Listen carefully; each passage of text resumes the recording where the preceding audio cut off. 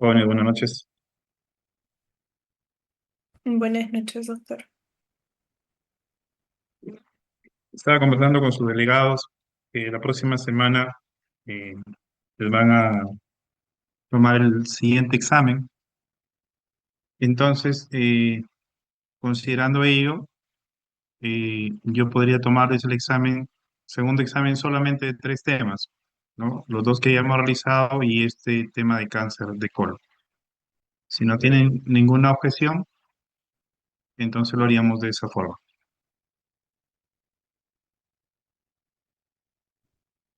Está bien, doctor. Sí, estoy de acuerdo. ¿Perdón? ¿Sí? ¿Estarían de acuerdo? Sí, doctor. Sí, doctor. Sí, doctor. Sí, doctor. Ya, ya, listo. Bien, entonces vamos a hablar de cáncer de Recording in colon. progress.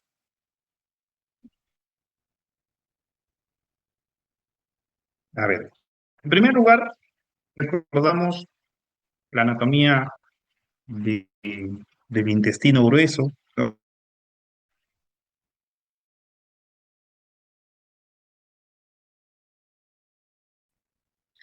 En la unión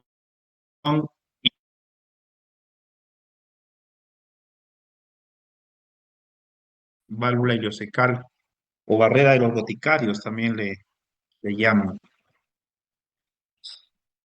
Eh, a continuación, el colon ascendente, el colon transverso, hay una flexura hepática del colon transverso, colon descendente, la flexura esplénica, el colon sigmoides, la unión recto-sigmoidea, el recto y el conducto anal.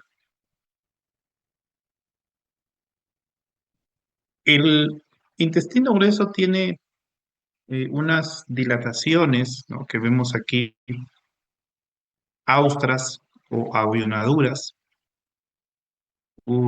Estos colgajos de grasa, que son los apéndices epiploicos, y tiene tres cintillas longitudinales, que es músculo liso, o tenias colis, una libre y dos en la parte posterior. De todos los segmentos comentados, el colon transverso y el sigmoide son los que van a tener cierta movilidad. A nivel del ciego se encuentra el apéndice secal o apéndice vermiforme. Su pared presenta una mucosa constituida por epitelio monoestratificado cilíndrico, por debajo una submucosa y a continuación una capa muscular que tiene un componente circular y uno longitudinal. Luego sigue la capa serosa, peritoneo visceral, y es esta configuración anatómica que tienen sus fibras musculares lo que ciertamente favorece, ¿no?, la formación de evaginaciones, sobre todo a nivel sigmoideo. Esas evaginaciones son los divertículos que podrían estar en todo el colon. Puede haber una enfermedad pandiverticular, puede haber algunos aislados en el ciego, pero es más común encontrarlos a nivel de sigmoides. Es importante recordar que aquí en el intestino grueso hay una flora bacteriana que tiene que mantener un equilibrio, ¿no?, con ciertas funciones que recuerdo haberles mencionado en la clase anterior, como son la síntesis de vitaminas. Aquí se da la absorción final del agua, sobre todo en el colon derecho. Nosotros llamamos colon derecho hasta la mitad del colon transverso. Y es importante que para su buen funcionamiento haya una ingesta adecuada de fibra, en nuestros alimentos. Cuando no lo hay, eh, aumenta el riesgo de que aparezcan algunas lesiones. Estas lesiones pueden empezar como pequeñas prominencias pediculadas o sésiles, ¿no? Pólipos. Estos pueden sufrir una degeneración celular y formar una neoplasia. Es así entonces que hablamos de acuerdo a la configuración anatómica quirúrgica, ¿no? De neoplasias del colon derecho, desde el ciego hasta la mitad del transverso, neoplasias del colon izquierdo, la mitad izquierda del transverso y el colon descendente, neoplasias de sigmoides, ¿no? Neoplasias de recto. Aquí el recto tiene la particularidad anatómica de que su vascularización tiene tres niveles: superior, medio e inferior, arterias y venas hemorroidales superiores o rectales superiores, medias e inferiores.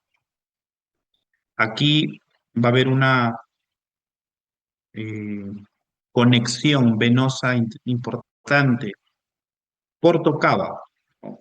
Porque mientras las venas hemorroidales inferiores van a drenar al sistema de la vena ilíaca y de esta hacia la vena cava inferior, las superiores y medias van hacia el torrente venoso de la mesentérica inferior y esta va hacia la porta. Entonces ahí hay una conexión portocava, ¿no? En nuestro abdomen hay diferentes. Una de ellas, muy importante de reconocer, es la conexión portocava en la unión gastroesofágica.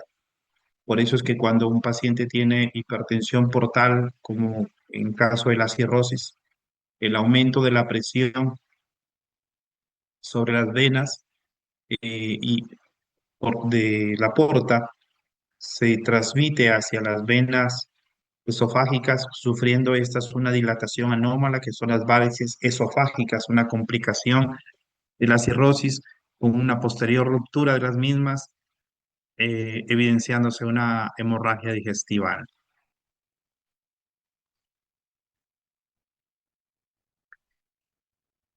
El cáncer de colon, colorectal, para incluir también, ¿no?, al último segmento, es una neoplasia con relativa frecuencia en nuestro medio, junto con el cáncer de estómago. En el Perú es el quinto cáncer de mayor incidencia.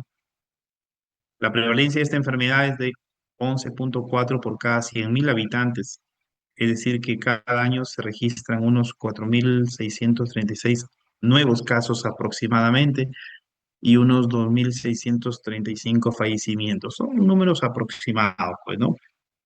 Esta neoplasia se presenta con mayor frecuencia a partir de los 50 años, pero podría prevenirse con chequeos periódicos, con alimentación saludable, con actividad física.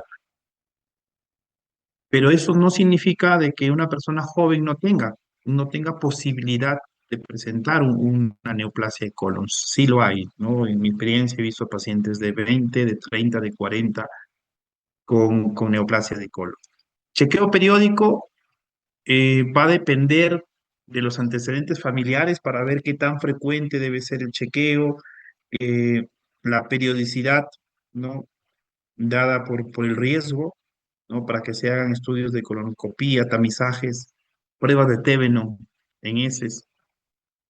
Y si no hay antecedentes también, pues se puede hacer una evaluación preventiva a fin de diagnosticar de forma oportuna, ¿no?, alguna lesión, ¿no?, que pueda ser resecada sin que haya generado una metástasis, ¿no? O sea, que no haya provocado un compromiso de otros órganos.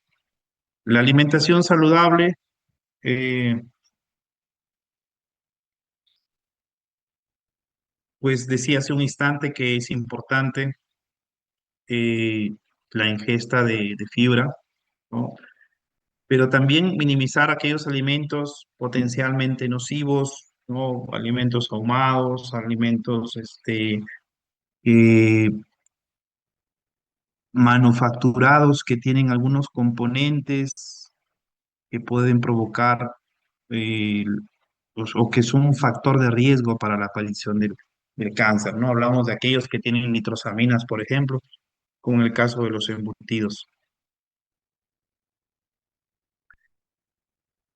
Se entiende por cáncer de colon eh, aquel que se localiza pues en cualquiera de estos segmentos que hemos eh, descrito.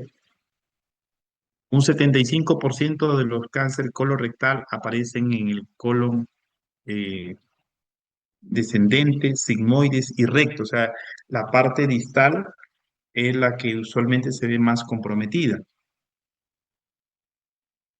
Aquí a la izquierda apreciamos una distribución porcentual, ¿no? Eh, por ejemplo, a nivel del ciego, un 10,2% aproximadamente, ascendente 7,6%, transverso 4%, ángulo hepático 4,8%, ángulo esplénico 1,2%, descendente 2,5%, sigmoides 20,2% y el recto casi un 50% aproximadamente, ¿no? En las últimas décadas se ha detectado una disminución del número de cánceres de recto, ¿no? Aumentando la proporción de los tumores más proximales en el colon descendente. Y la migración proximal estaría en relación al aumento de la edad de la población. Se asume que aproximadamente el 50% de los cánceres colorectal están al alcance del sigmoidoscopio. El tema de que las lesiones pequeñas, eh, los pólipos, por ejemplo, no van a dar sintomatología inicial y por eso es que las personas no van a buscar atención médica oportuna. Es ahí donde radica la importancia de que se realicen evaluaciones preventivas.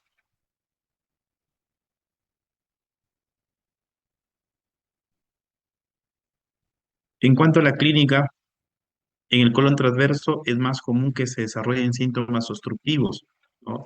Incluso perforación, mientras que los tumores del colon izquierdo presentan con más frecuencia hematoquesia, o sea, sangrado, ¿no?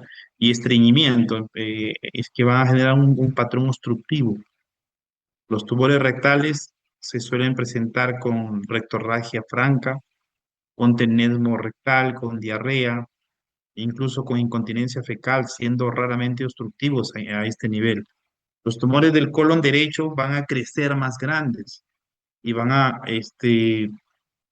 consumir más, el paciente va a bajar más de peso, el paciente va a tener pérdida sanguínea, va a tener anemia, ¿no? Es una de sus principales características clínicas.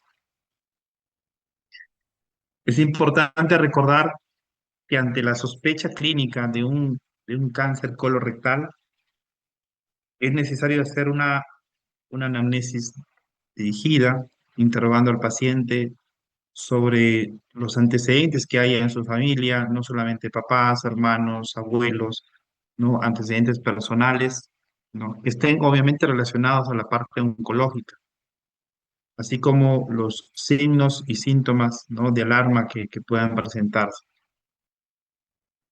El paciente que tiene un tumor en colon derecho va a tener una baja ponderal más importante.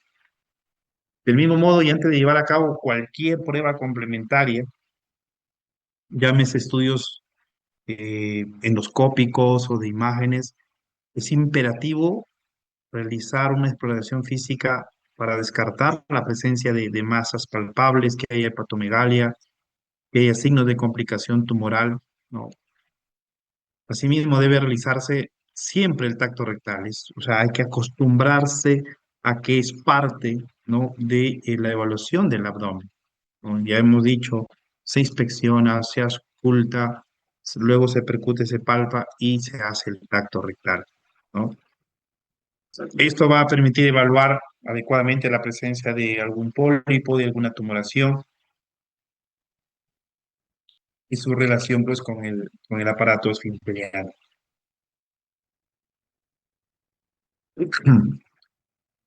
No se debe olvidar, por otro lado, que hasta un 25 a 30% de los cánceres colorectales debutan complicados, ¿no? Y por la idiosincrasia de nuestros pacientes que no, ante cierta sintomatología inespecífica, no buscaron atención médica, sino se automedicaron, pensaron de que era un simple estreñimiento, o que era un dolor pasajero, ¿no? O que de repente empezó a bajar de peso por razones que no asocian al tema del cáncer. Tenemos un porcentaje de pacientes que llegan obstruidos, o sea, con dilatación de abdomen, con náuseas, con vómitos, ¿no? La obstrucción es la complicación más frecuente del cáncer colorectal. Las localizaciones que más se obstruyen, ¿no? Son del ángulo esplénico, del colon transverso, seguido del colon izquierdo, especialmente a nivel sigmoideo, siendo menos habitual en los tumores del colon derecho, como ya les he venido comentando. La perforación. Pueden apreciar ahí una imagen de un paciente, una laparotomía exploradora. Miren la cantidad de pus, ¿no? Eh, Debido a una perforación que generó una peritonitis purulenta y fecaloidea, ¿no? La perforación es una complicación importante, constituye la segunda causa de peritonitis tras la diverticulitis aguda, ¿no? La enfermedad diverticular complicada. La perforación puede ocurrir en dos localizaciones fundamentalmente. En el propio tumor, por una necrosis, ¿no? De este. Los tumores que invaden toda la pared del colon pueden presentar una perforación, ¿no? La utilización de algunos medicamentos que son necesarios para el tratamiento de esta enfermedad, como algunos quimioterápicos, ¿no? Fármacos de quimioterapia, ¿no? Aumentan el riesgo de perforación del tumor primario. En el ciego, por una distensión secundaria a una obstrucción distal, en pacientes con una válvula ileocecal competente, recuerda, tiene más de 10 centímetros y puede haber una perforación, ¿no? Entonces aquí tenemos una localización frecuente, pero asociado a válvula ileocecal competente. Esto ya lo hemos repetido varias veces, ¿no? Esta válvula, si cumple su función, entonces no hay pasaje. Beneficio hasta cierto punto, porque en estos casos lo que va a propiciar es pues, que alcance su nivel máximo de diámetro y finalmente se perfore.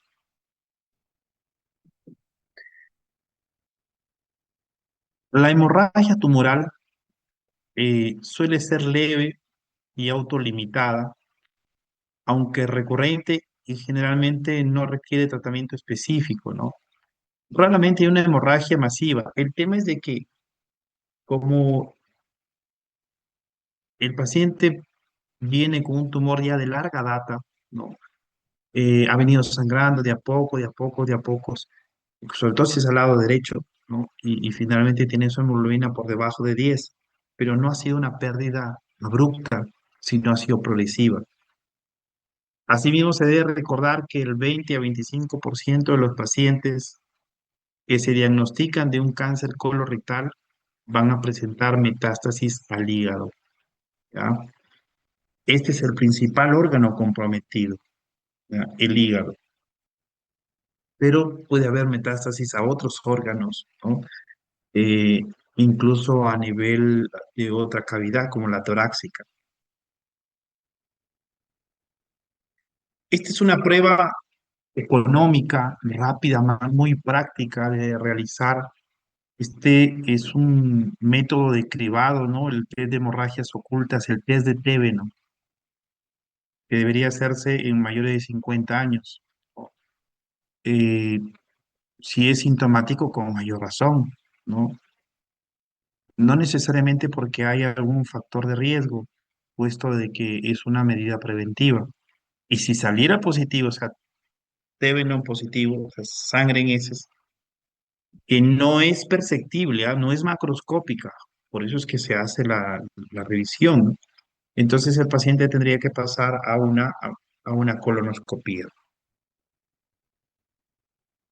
En la colonoscopía, como vemos aquí en esta imagen al lado izquierdo, se pueden encontrar tumores así de esta magnitud que ocupan casi la totalidad del lumen del intestino grueso, o puede encontrarse lesiones de menor tamaño o iniciales, hablamos de los pólipos, ¿no?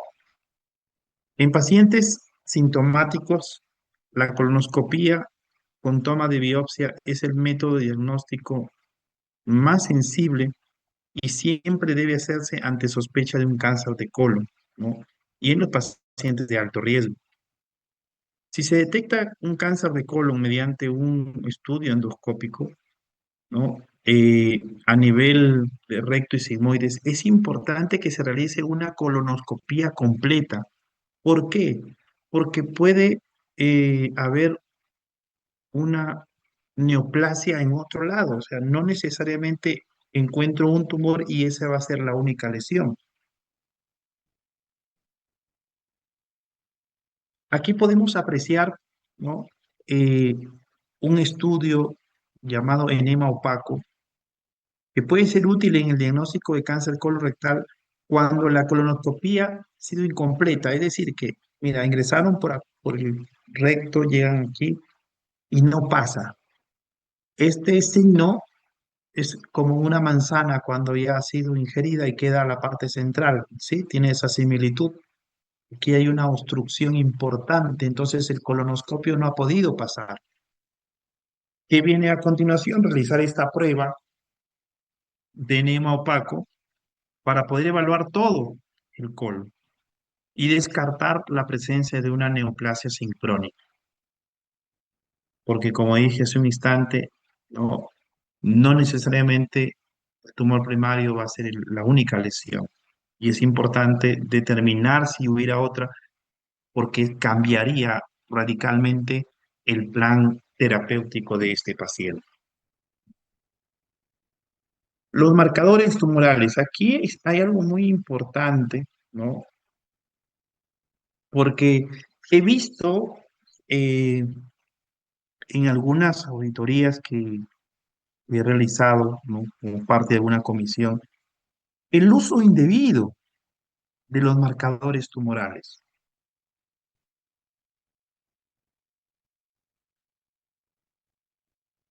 Tiene sospecha de que hay un tumor, ¿no? Y lo primero que le piden son marcadores tumorales. El marcador tumoral eh, específico para el cáncer de colon es el antígeno carcino embrionario.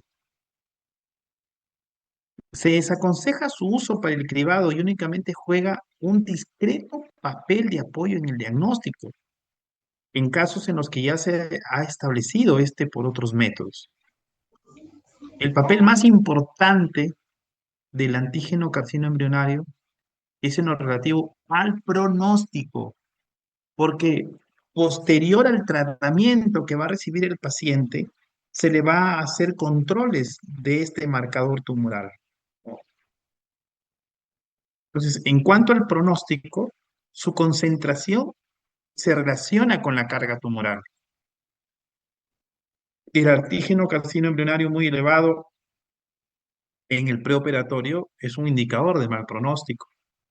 Y en el seguimiento, en pacientes tratados con intención curativa, porque sí, escuchaste bien, curativa, porque la idea, o sea, cáncer no es sinónimo de muerte, ¿no? Todo va a depender del estadio, ¿no? Y obviamente de quién realice el tratamiento. Una resección podría ser curativa con las terapias coadyuvantes o neoadyuvantes que tenga el paciente. El antígeno carcino embrionario permite en ocasiones detectar precozmente la recidiva de la enfermedad, ¿no? Por eso es que esto se va a hacer de manera periódica. Se le va a dar la indicación al paciente que tiene que cumplir de forma responsable. Otro método diagnóstico es la tomografía por emisión de positrones, ¿no?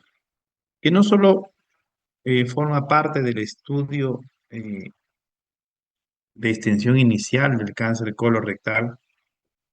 Se utiliza fundamentalmente para caracterizar el origen tumoral de lesiones visibles en otras pruebas de imagen o para descartar recidivas en pacientes que le han hecho el control del marcador tumoral y está elevado, ¿no?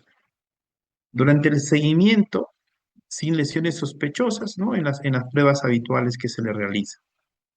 Se ha propuesto también recientemente su utilización para determinar la respuesta a la neoadyuvancia, ¿no? O sea, hablamos de la quimioterapia en los pacientes que tienen un cáncer de recto localmente avanzado y que ha sido sometido a este tipo de tratamientos de apoyo. Y aquí tenemos el tema del estadio, ¿no? La estadificación.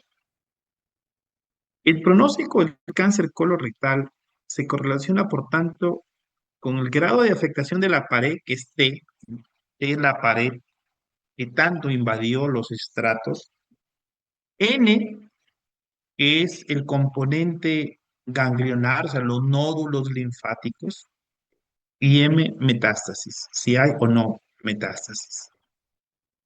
T y S, tumor in situ, que está confinado solamente a la mucosa, que no ha traspasado las capas, ¿ya?, de la misma. O sea, es una neoplasia localizada. T1, que ha invadido la submucosa. T2, un tumor que invade la muscularis propia. Un T3, un tumor que ha llegado a la subserosa, ¿no? O en los tejidos grasos perirectales, o sea, hablamos del mesorrecto. Y un T4 es un tumor que invade tejidos de órganos adyacentes, es decir, que ya atravesó la pared y por contigüidad está afectando a los órganos vecinos. N, tenemos N0, 1 y 2. N0 que significa que no hay ganglios, ¿no? Pero ¿cómo se va a saber si hay o no ganglios y cuántos hay? Eso recién se sabe cuando la pieza quirúrgica es evaluada en anatomía patológica. O sea, no se puede saber antes. Resecan, ¿no? Se envía a estudios y ahí se determina si hay de 1 a 3 ganglios, ¿no?, linfáticos, es N1, y N2 cuando hay 4 o más ganglios linfáticos comprometidos. Y M, pues 0 y 1 si hay o no hay metástasis, así de sencillo. Permítame un instante, por favor.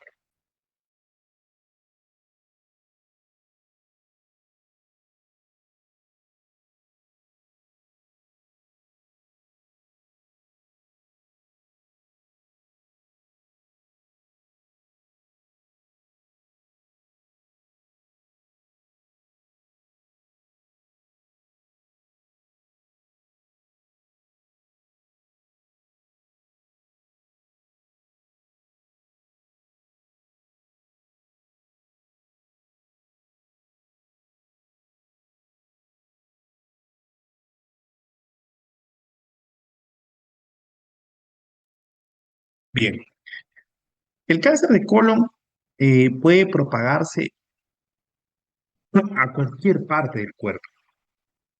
Pero ¿cuáles son los órganos más comunes? Tenemos el hígado, ¿no? Este es el órgano más frecuente donde se encuentran las metástasis de cáncer de colon. Los pulmones, ¿no?, que también es un sitio común para la propagación de este tumor. En la misma cavidad abdominal, ¿no? El cáncer puede extenderse a la membrana que recubre la pared, o sea, el peritoneo, provocando una carcinomatosis. Otros órganos, ¿no? El cáncer de colon puede propagarse en los ovarios, al cerebro, a ganglios linfáticos distales, ¿no?, entre otros. Obviamente que dependiente del órgano al que genera o que haya comprometido, va a provocar sintomatología en particular, ¿no?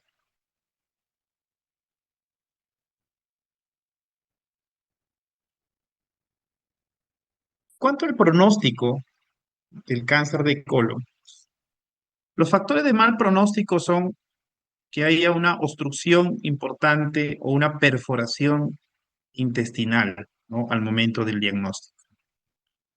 Que el antígeno carcino embrionario antes de la cirugía esté por encima de 5 nanogramos por mililitro. Que hayan menos de 12 ganglios linfáticos examinados, ¿no? Excepto a nivel de cáncer rectal. Que sea un T4 con invasión de órganos adyacentes. Y a nivel del estudio anatomopatológico, que sea un tumor poco diferenciado. Ustedes saben que los tumores tenemos bien diferenciados, moderadamente diferenciados y los indiferenciados, ¿no? Estos son los de peor pronóstico.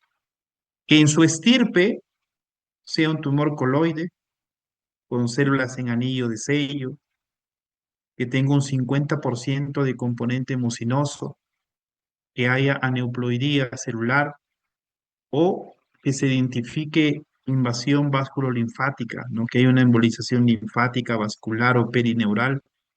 Todos estos eh, se consideran factores de mal pronóstico. En cuanto al tratamiento, ¿no? Del cáncer de colon, la mayoría de los tumores son resecables de entrada, porque sí, pues se puede hacer una resección y una anastomosis o una colostomía, eh, pero el éxito va a depender de otros factores, ¿no? Si presentan metástasis, carcinomatosis o enfermedad irresecable, se debe abordar de forma multidisciplinaria, o sea, ahí interviene obviamente oncología médica, radioterapia. En los casos de enfermedad metastásica irresecable, o sea, con un tumor primario no complicado, o sea, entramos y vemos que el paciente tiene un tumor en el colon y que tiene varias metástasis a nivel hepático. El pronóstico viene determinado por la enfermedad sistémica, por lo que se prefiere al inicio la quimioterapia, ¿no? Lo antes posible, prescindiendo de la resección del tumor primario, o sea, no vamos a tocarlo. Esperamos, ¿no? Que inicie la quimioterapia y ver los resultados y de acuerdo a eso programar la cirugía. Si de entrada la enfermedad es resecable, ¿no? O sea, ingresamos y vemos que es un tumor que no ha invadido, que no ha ido más allá de la serosa, que no hay implantes peritoneales, que no hay metástasis hepática, entonces de inmediato lo que procede es la resección quirúrgica, eh, que va a depender de la ubicación. Y aquí es muy importante, ¿no? Que ustedes, eh, por conocimiento general, sepan de que no es cuestión de sacar solo el tumor y un segmento hacia arriba y hacia abajo de su localización. No, las cirugías del cáncer a nivel del colon son cirugías radicales, ¿no? Con componentes amplios y con una disección embrionaria importante. Pero antes de hablarles de ello, ¿no? ¿Cómo se prepara a un paciente para cirugía de colon? Una preparación mecánica del colon eh, mediante la administración de una solución evacuante, ¿no? Administración de profilaxis antibiótica intravenosa, que puede manejarse con una fluoroquinolona, con una cefalosporina de tercera generación. Profilaxis antitrombótica. Esta es una cirugía que no va a demorar media hora, que no es una hora, sino puede prolongarse un tiempo. Por eso, durante el acto quirúrgico, el paciente debe tener una compresión de los miembros inferiores para evitar pues, una trombosis. La resección quirúrgica tiene intención de resolver el problema de fondo y darle una esperanza al paciente, pero va a depender, como decía, de varios factores, ¿no? En aquella que tiene intención curativa, el tipo de resección depende de la localización. La piedra angular del tratamiento es la excisión del tumor primario con márgenes adecuados de intestino, al menos unos 5 centímetros. Ojo, hablamos de colon, el recto es distinto. Y la inclusión de los ganglios linfáticos del drenaje de la zona, realizando una resección segmentaria anatómica en función pues a la vascularización del intestino grueso. Es por ello de que esta cirugía la tiene que realizar el cirujano oncólogo especializado en, en neoplasias, en este caso del aparato digestivo y en particular del colon, porque va a ser una resección completa, va a ser una disección adecuada del componente ganglionar. Ahí está eh, el componente que va a dar éxito, ¿no? Las opciones de resección van a depender necesariamente de la localización del tumor primario. Y eso lo vamos a ver aquí, en esta imagen. Miren, tenemos aquí tres tipos de resecciones, perdón, cuatro. Acá, una, dos, arriba a la derecha y abajo tenemos tres y cuatro. Si el tumor se encuentra en el ciego o en cualquier trayecto hasta el ángulo hepático, o sea, ciego, colon ascendente y ángulo hepático, se realiza una hemicolectomía derecha. ¿Qué significa? Significa que le vamos a resecar el ilion distal, un pequeño segmento de ilion distal, ciego, colon ascendente y la mitad del colon transverso, junto con el componente ganglionar que se entiende se encuentra en su meso. Todo en bloque. ¿Qué nos quedaría entonces después de realizar esta resección? Nos va a quedar un segmento de ilion y nos va a quedar la mitad del colon transverso. ¿Cómo se llama la reconstrucción? Facilito. Ilio transverso anastomosis. Ya, entonces la hemicolectomía derecha, a continuación se realiza la ilio transverso anastomosis. ¿Qué pasaría si el tumor se encuentra más allá del ángulo, perdón, se encuentra más allá del, del ángulo hepático? Está en el colon transverso o en el ángulo esplénico. Aquí se realiza una hemicolectomía derecha ampliada. ¿Ampliada hasta dónde? Hasta el colon descendente. O sea, todo lo que vimos aquí, pero se amplía hasta el colon descendente. Entonces, ¿qué nos va a quedar? Un ilio y el colon sigmoide. Entonces se va a hacer una ilio anastomosis sigmoidea como reconstrucción. ¿Qué pasaría si el tumor se encuentra en el colon descendente? Si se encuentra en el colon descendente, se realiza una hemicolectomía izquierda, ¿no? Y una sigmoidectomía. ¿Qué nos va a quedar? La mitad derecha del colon y el recto. Entonces se hace una colorecto anastomosis. colorectoanastomosis.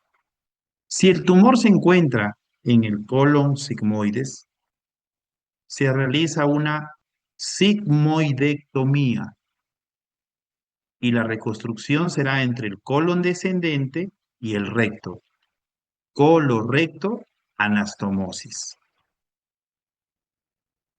A esto quiero sumarle unos detalles más. Hemos visto que se hace resección y luego se hace reconstrucción, pero todo esto es cirugía electiva. Si fuera una cirugía de emergencia, lo más probable es que la parte distal se cierre y la parte proximal se aboque a la pared del abdomen, construyendo una colostomía. Colostomía transversa o una colostomía del colon descendente. Creo haberles comentado en la clase anterior de la colostomía a lo Harman, que se da en una resección de sigmoides, donde el colon descendente se aboca a la pared abdominal y el recto se sutura, se cierra.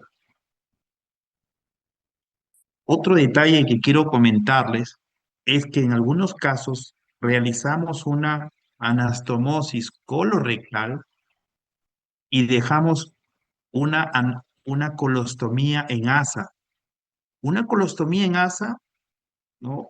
Eh, es una colostomía de protección, o sea, unimos el colon transverso a la pared, ¿no? Creamos una ostomía para disminuir el paso de fluidos, de elementos a través de la luz del colon por la zona que ha sido suturada. Es decir, que estamos protegiendo esa anastomosis para que cicatrice adecuadamente. Por eso dejamos una ostomía en asa a nivel transverso de protección. Otro elemento importante a comentar es que en estas cirugías vamos a dejar drenajes. Los drenes van a supervisar, ¿no? Que todo vaya bien en el interior, que no haya fugas eh, que del contenido luminal o que no haya un sangrado u otro elemento que en caso suceda va a salir a través de la capilaridad que tiene el dren hacia el exterior.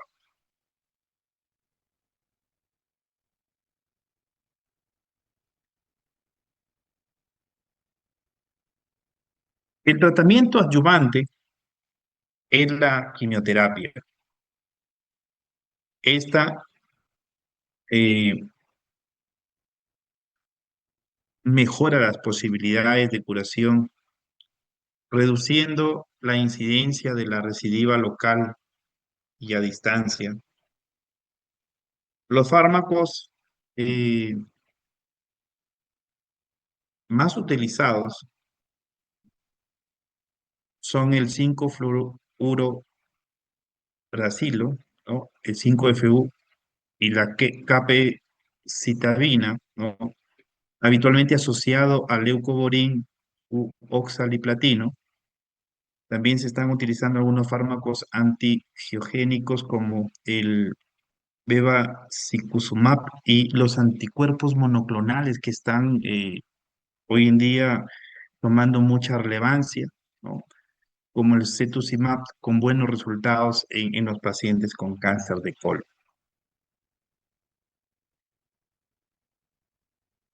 El tratamiento, como decía, depende, la cirugía depende de la localización. O del tratamiento, que significa cirugía, quimioterapia y radioterapia, o solamente estos últimos componentes, va a depender necesariamente del estadio.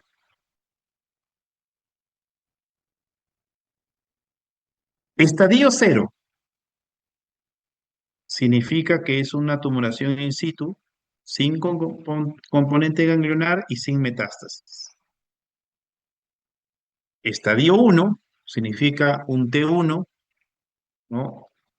a nivel submucoso, N0, o sea, no hay ganglios, un T2 que está en muscular y en componente muscular, ¿no?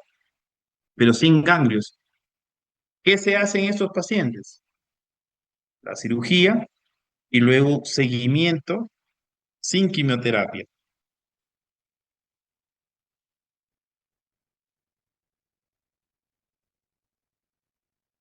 Estadio 2A significa un T3, pero sin componente ganglionar, ¿no? A nivel subseroso.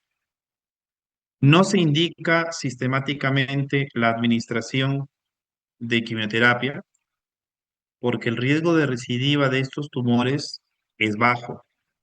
Sin embargo, algunos pacientes con tumores T3N0 con factores de mal pronóstico y buena situación funcional pueden ser candidatos a un tratamiento adyuvante con quimioterapia de forma individualizada. Un estadio 2B, que es un T4 que ya eh, invadió todas las capas, pero sin componente ganglionar, ¿no? O un 2C eh, o un 3, donde ya hay ganglios, la quimioterapia aumenta la supervivencia, por lo que se debe administrar en todos los pacientes que encajen dentro de este estadiaje, salvo un paciente pues que se encuentre en mal estado, ¿no? Y un estadio 4, donde hay metástasis, la quimioterapia mejora la supervivencia y la calidad de vida de los pacientes con cáncer colorectal que hayan hecho metástasis, ¿no? En comparación con el tratamiento sintomático. Por tanto, se recomienda su administración en todos los casos, pero siempre y cuando el estado general del paciente lo permita. Bien, permítame un instante y continuamos con el cáncer de recto.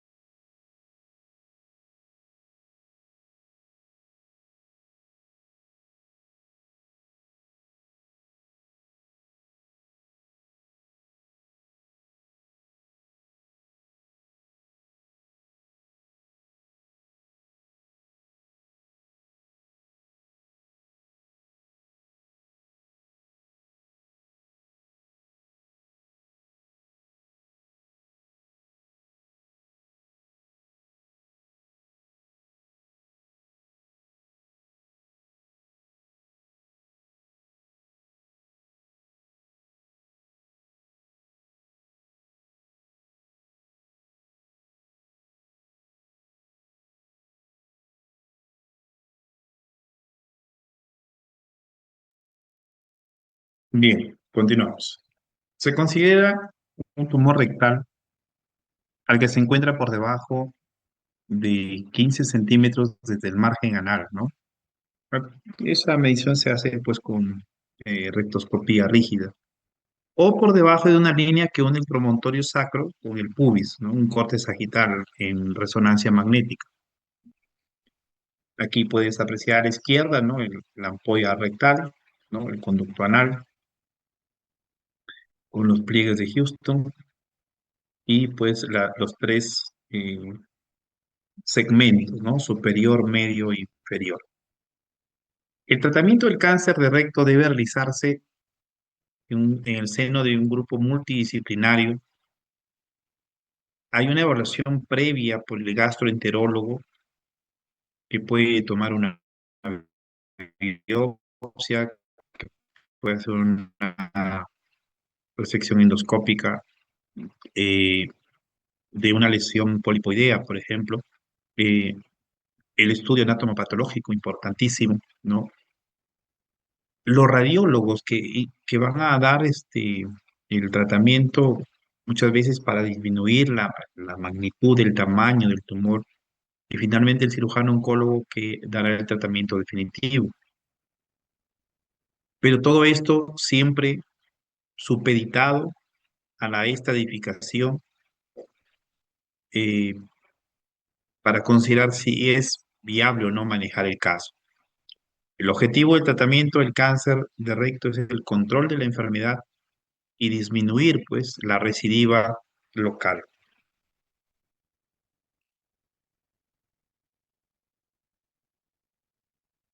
Debido a la ubicación, ¿no? Eh, a las características particulares de la zona del órgano, se hace complejo el tratamiento. Dentro de estas razones vamos a fijar las siguientes, ¿no? En primer lugar, un órgano con características especiales que cuando se extirpa condiciona secuelas importantes en la calidad de vida del paciente. En segundo lugar, porque los tumores rectales tienen mayor posibilidad de recidivar que el tumor de colon. Y en tercer lugar, porque la evaluación de la afectación esfinteriana es fundamental para definir el tipo de resección quirúrgica. Hay resecciones y resecciones, ¿no? Algunas que son muy amplias, como la resección abdominoperineal de Miles, en la cual prácticamente se amputa todo el segmento distal y se cierra el perineo finalmente, y el paciente queda con una colostomía de por vida.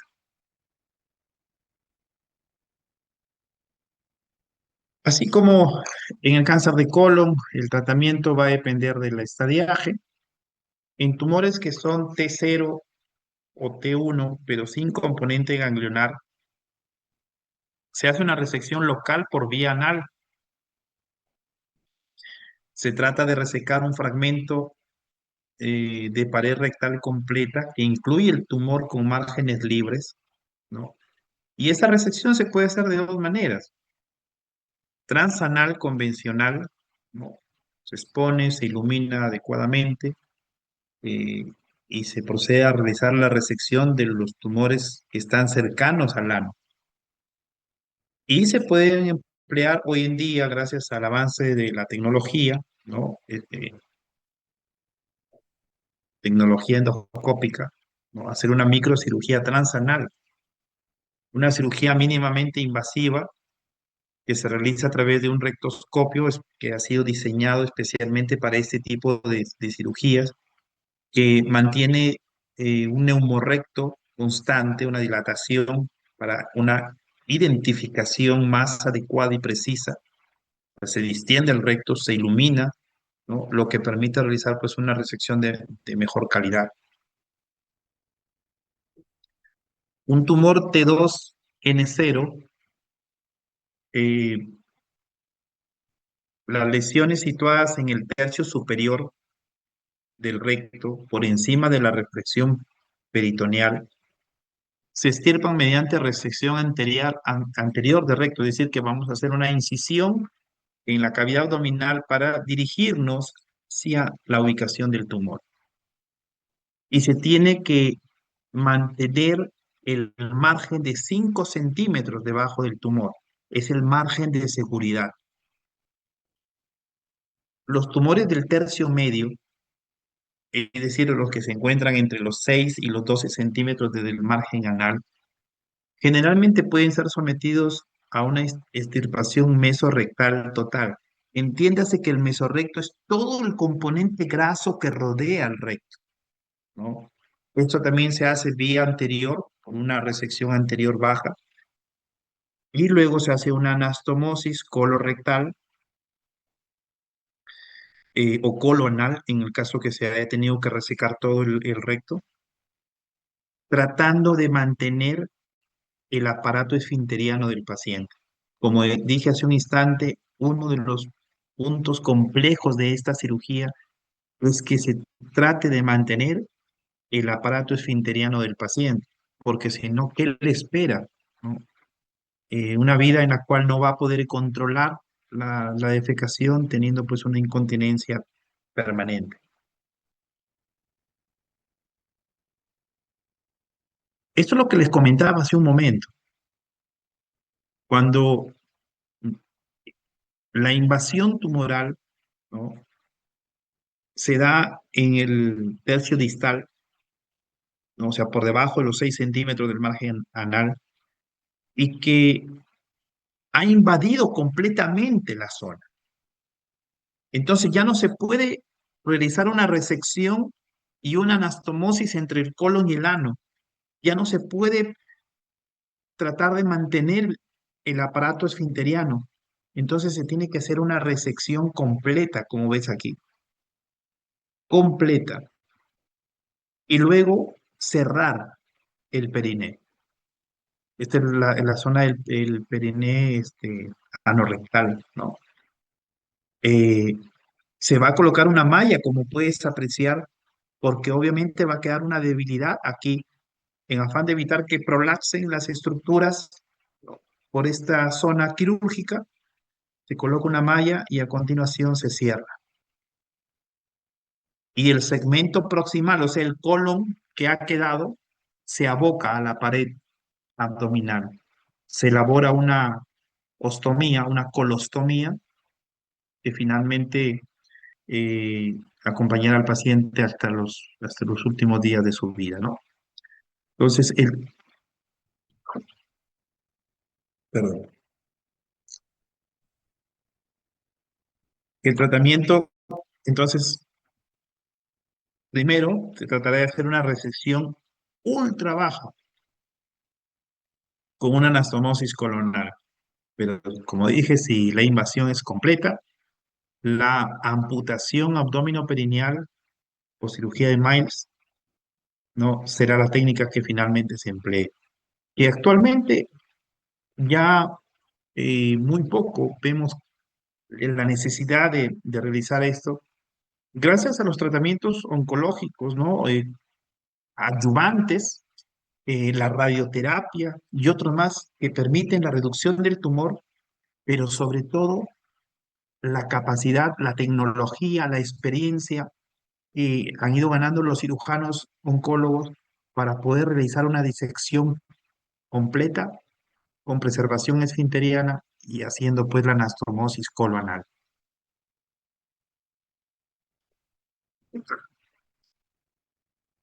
Si tenemos un estadio 2, 3, el tratamiento es neoadyuvancia.